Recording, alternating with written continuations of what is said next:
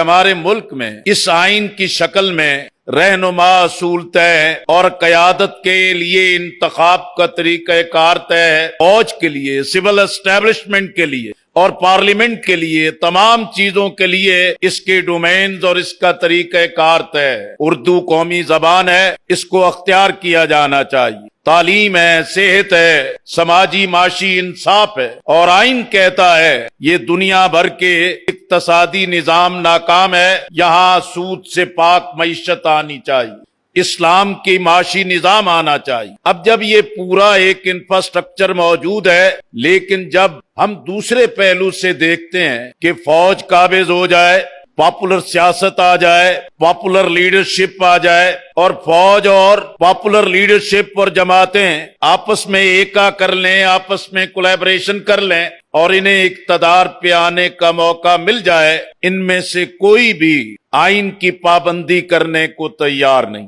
عدلیہ کی آزادی کو یہ تسلیم کرنے کو تیار نہیں، اور اسلام کے بارے میں جتنا کام بھی ہو چکا ہے اس کے بارے میں یہ تسلیم کرنے کو تیار نہیں، اور جو اسلامی قوانین بن گئے ہیں، عقیدہ ختم نبوت کا تحفظ ہے، تحفظ ناموس مصطفیٰ صلی اللہ علیہ وسلم ہے، امتناع قادیانیت قانون ہے، اور اسی طریقے سے تمام قوانین ہیں، لیکن یہ تمام لوگ اسی بات کے لیے کوشاں رہتے ہیں کہ کسی طرح یہ قوانین غیر مؤثر ہو جانے چاہیے، کسی طریقے سے یہ قوانین شیلف ہو جانے چاہیے اور ان پر عمل درآمد نہیں ہونا چاہیے۔